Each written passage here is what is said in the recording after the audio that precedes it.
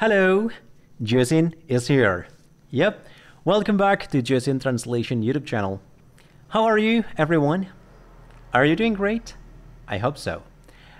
Alright, in this video, Josin is coming back and very excited to give you a new lesson as a part of our continual explanation on English grammar for intermediate level. Jadi, video kali ini kita akan lanjutkan, bahas bareng-bareng satu istilah yang sangat penting dalam bahasa Inggris, terutama buat kamu yang sedang menempuh level intermediate. Kita akan membahas phrasal verb, yakni frasa gabungan dari kata kerja dan kata depan. Pada video kali ini, karena ini serangkaian, pastikan kalian tonton ya 2 video sebelumnya untuk membuat kalian lebih paham lagi. Ya. Karena pada video kali ini kita akan membahas fokus pada variasi kata depannya. Yakni apa? Up and down. Up naik, down turun. Ya kan? Oke, jadi gimana penjelasannya? Pastikan kalian tonton video ini sampai selesai. Let's get started. For the introduction, it's necessary to share the overview of a brief understanding regarding with up and down and the phrasal verb. Oke. Yang dimaksud phrasal verb adalah gabungan kata kerja. Di sini Josin kasih ya put ya dan kata depan up. Oke. Contohnya di sini Josin kasih up untuk membuat makna baru. Sebetulnya yang sangat mempengaruhi konteks arti frasa ini ada pada kata depan itu sendiri. Jadi bandingan, ya Josin akan kasih perbandingan dulu ya. Yang pertama put, meletakkan. Put up, menaikkan. Put meletakkan, up naik gitu. Artinya menaikkan. Put down, menurunkan. Nah, dari 3 kata ini kita tahu ya bahwa penambahan preposition up and down itu bisa memaknainya mengganti arti dari put itu sendiri. Jadi kalian harus jeli di sini, ya. Kita harus tahu terlebih dahulu ya peta pikiran konsep arti dari preposition. Nah, di sini kita punya up and down. Oke, kita bandingkan. Untuk up, secara konsep memiliki beberapa arti. Yang pertama, naik, ke atas, dan berlanjut. Oke ya, naik, ke atas, dan berlanjut. Ketika kata depan up dipakai bersamaan dengan kata kerja, menjadikan gabungan keduanya sebagai phrasal verb, maka up memengaruhi makna tindakan sebagai kegiatan yang memiliki konteks naik, bertambah, dan terus-menerus.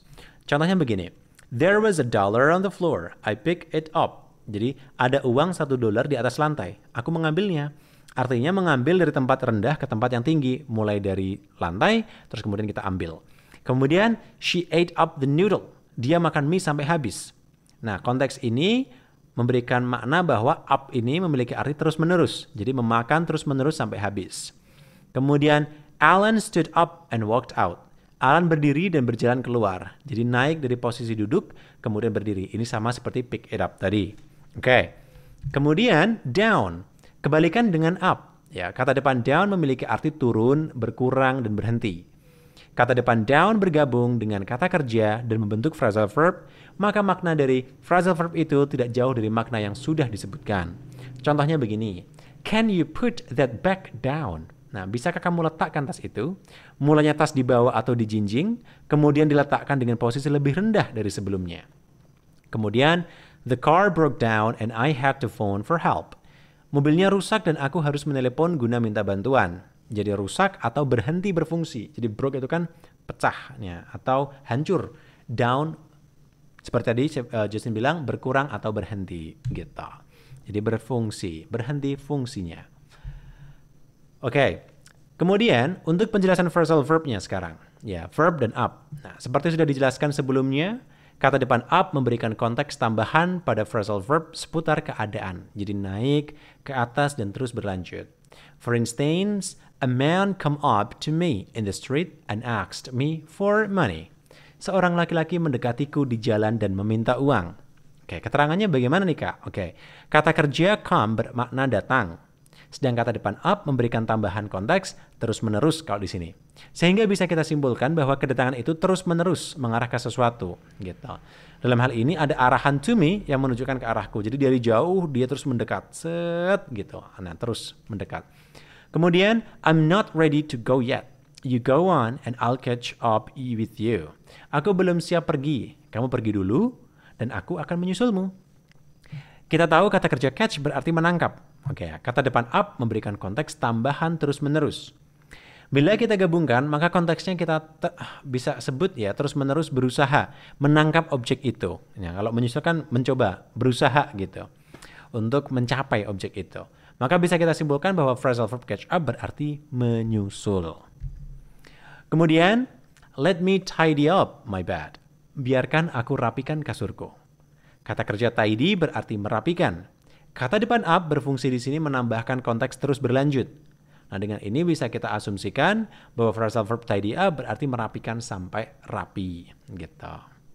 Kemudian, Saliman was born in Sumatra but grew up in Java. Saliman lahir di Sumatera tapi tumbuh di Jawa. Keterangannya kata grow, ya, berarti tumbuh, sedangkan kata depan up memberikan konteks tambahan naik. Maka bisa kita asumsikan phrasal verb grow up tumbuh mencapai dewasa, dari yang belum dewasa menjadi dewasa, gitu. Kemudian, I have broken up with Rina. Aku putus dengan Rina. Oke, keterangannya adalah kata kerja break atau broken seperti rusak artinya, atau putus.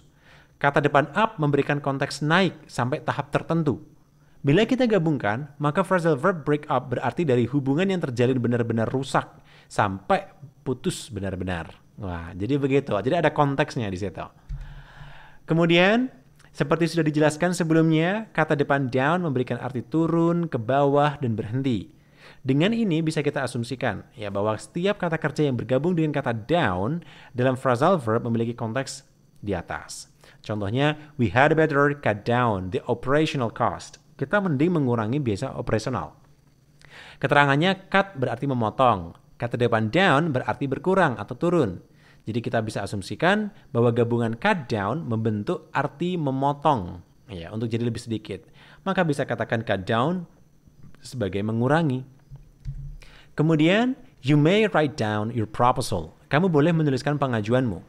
Keterangannya, kata kerja write berarti menulis. Sedangkan kata depan down di sini berarti turun. Artinya tulisan itu turun dari yang mulanya ide saja di kepala menjadi bubuhan dalam bentuk tulisan.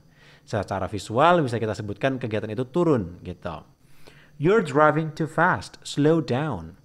Kamu mengemudi terlalu kencang. Pelanin dong. Gitu. Keterangannya apa? Kata kerja slow berarti pelan. Kata depan down di sini berarti berkurang atau turun. Maka bila kita gabungkan, kita asumsikan bahwa kita memperpelan laju yang mulanya kencang, gitu. Kemudian, please shut down the computer. Matikan komputernya. Kata kerja shut berarti menutup, ya. Kata depan down berarti di sini berhenti. Dengan begini kita bisa asumsikan kita menutup operasional komputer yang tadinya menyala menjadi mati total, gitu. Artinya matikan. Itu adalah penjelasan phrasal verb dari Josin. Ya, penjelasannya cukup ringkas sebenarnya.